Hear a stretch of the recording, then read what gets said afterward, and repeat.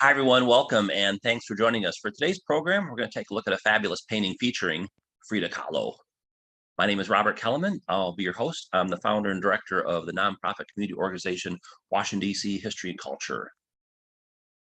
Have you seen this painting before? It's at the Smithsonian National Portrait Gallery in Washington, D.C. It's a portrait of Frida Kahlo, not done by herself, but by her friend, Magda. And it was completed in 1933 when Frida was really just starting out her career. If you think about a prominent person, we oftentimes have images of what that person looks like. And where do these images come from? Well, probably from some type of media context. In Frida's case, that may be from some of the many self-portraits that she did during her lifetime. Frida creates this very distinct and unique style. Her portraits are so readily identifiable because of this distinct and unique style. Another feature of Frida's artwork is that she was often the subject. She does many self-portraits, sometimes depicting the emotional pain that she was experiencing from her sometimes troubled marriage to Diego Rivera. On other times, she would depict the physical pain that she was experiencing. Frida had a number of health issues, unfortunately, particularly later in her life, and that would often get captured in her artwork. The Smithsonian National Portrait Gallery painting, though, is unique because it's a portrait of Frida, but it's not done by her. It's done by her friend Magda. And so we get her perspective on Frida. It's a painting with a really fascinating story. So let's learn more about it. Frida was friends with a number of artists and intellectuals during her lifetime, including Magda and Walter Patch. Magda, the wife on the left, is the woman who created the portrait at the Smithsonian, and that's her husband, Walter, on the right. How this story begins is in 1922, Walter Patch, who in addition to being an artist, writer, art critic, art promoter, was also a teacher. And they traveled down to Mexico City so that Walter Patch can teach art at the local university. While they're there, he ends up making three, well, he makes a number of paintings. These three in particular relate to our story. You'll notice that the one on the right is actually a Frida Kahlo. The Patches arrived in Mexico in 1922. They were fascinated by Mexican art, history, and culture. While they're there, they end up befriending a artist by the name of Diego Rivera. And Rivera was very impressed with Walter Patch's artwork. He said that Patch was able to capture the essence of Mexico as well as any native-born artist. The Patches end up socializing with Diego, and one evening he invites them over to his house. If you look at the title of this painting, you can see it's called An Evening in Diego Rivera's House, Mexico, in 1923. This was the year after the Patches had arrived in Mexico City. And it's also 2 years before Diego would meet Frida Kahlo. This was an evening of dinner and entertainment and socializing at Diego Rivera's house. Now, 2 years later, after this painting was completed, Diego would meet Frida, and they, of course, fall in love and get married. The picture on the left is a color-tinted photograph on their wedding day in 1929, and the image on the right is a portrait that Frida made of her wedding to Diego Rivera. The Patches would later return to New York City, where they were from. However, several years would pass by, and Frida Kahlo and Diego Rivera would visit them in New York City. And at that point in time, Walter Patch made this portrait of Frida. There's not a lot of portraits of Frida that were done by other artists, but here's two examples for you. The one on the left, Magda Patch, that's the one at the Smithsonian. The same year, her husband also created a portrait of Frida. You'll notice these two portraits are different. It's primarily because, number one, two different artists, but they were also done at two different times. You'll notice Frida's clothing is different and her hairstyle is different. But again, fascinating in the sense that you have the portrait of the same person done the same year. The wife, Magda Patch, portraying Frida on the left, her husband, Walter Patch, portraying her on the right. If you look at these two paintings, you can see some similarities, but also some differences. And kind of a rhetorical question for you might be, do you think the fact that Frida was painted by both a woman and a man caused the portraits to come out differently? No real right or wrong answer, just something for you to think about. And the paintings that Walter Patch made. Frida is, of course, a world famous pop culture icon superstar. She is featured in media outlets all over the world. She's probably one of the most easily recognizable faces in the world. She's definitely one of the most popular artists in the world, but that was not always the case. When she was alive, she wasn't the pop culture icon that she is now. In fact, while she was alive, it was her husband, Diego Rivera, who was the more well-known, famous, and prominent artist. Picture of the two of them. It wouldn't be till after the two of them died that Frida Kahlo would end up surpassing him in terms of, say, popularity. He's not an unknown artist by any means, Diego Rivera, but he's not the household name that he was when him and his wife were alive. Opposite situation back then. Let's take a look at a few photos of Frida Kahlo from around the time that the Smithsonian portrait was created. Here's a picture of her just relaxing. I think here she's chilling out in the hotel room. Here she is in Detroit. Frida and Diego traveled to Detroit, Michigan, so that he could work on a big mural project at the Detroit Institute of Arts.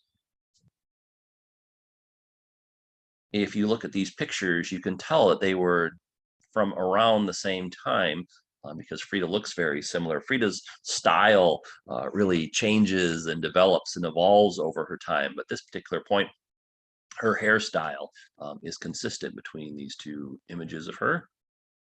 So the painting on the left was done in 1933. The photograph on the right was taken in 1932 when Frida was only 25. And while they're living in Detroit, Frida is written about in the local newspaper.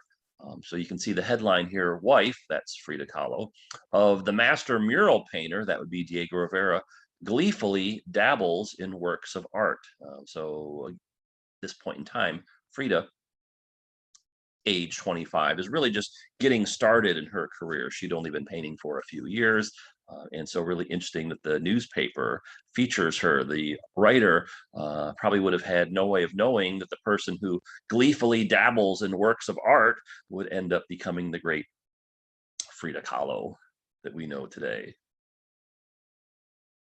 So the newspaper article from 1932, a year before the Smithsonian portrait was made, and again, the similarity between her appearance is apparent. It's also noteworthy that Frida on the right photo is doing one of her self-portraits.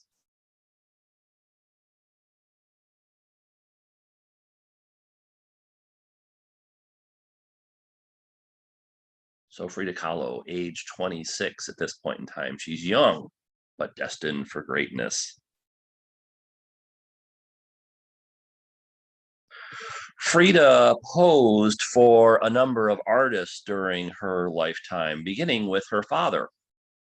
Frida's father, Guillermo, was a very talented photographer. That's pictures of him on the left and in the center. And then on the right is a painted portrait that Frida did of him. Some years later, you'll notice that she's included his camera in the background. So Frida's father, Guillermo, was a talented photographer. Perhaps that's where she inherited her artistic genes from. Her father takes numerous photos of her, so she was used to posing for artists from a very young age. Here's examples of some of those works.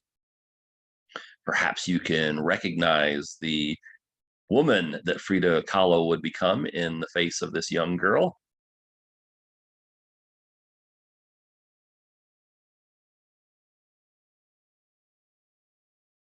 This is the most well-known portrait of Frida Kahlo as a young girl. Again, all these taken by her father. Frida at 18.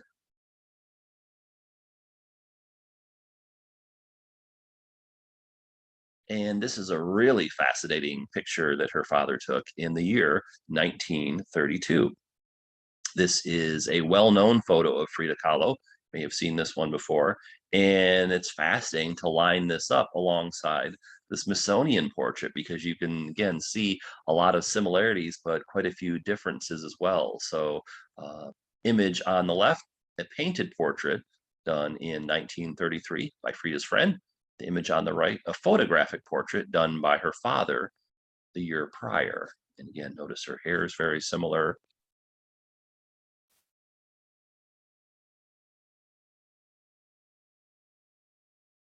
Let's take a closer look at the Smithsonian portrait.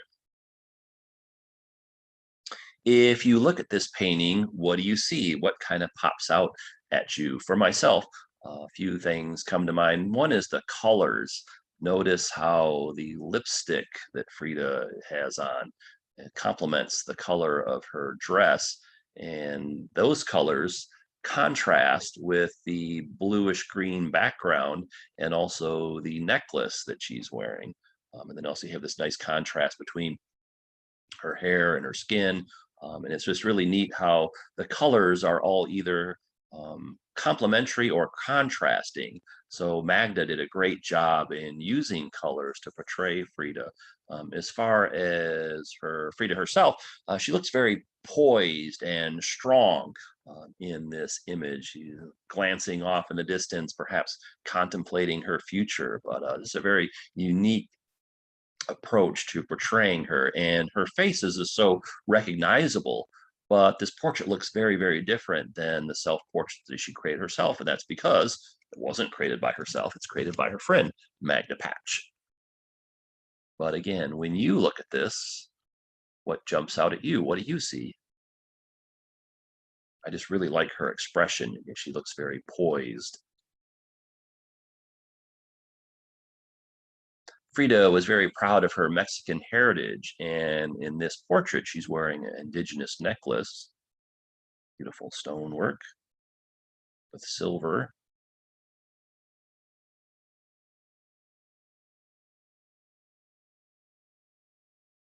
Here is a close-up. If you look closely, you can see the actual paintbrush strokes that Magda Patch used to create this portrait. If you're looking at painting, it's always helpful if you look at it from far away and then close up, because the two different perspectives will allow you to see things that you might not otherwise be able to do so if you just looked at it from one or the other. Here's the side by side. Full portrait on the left, close up on the right.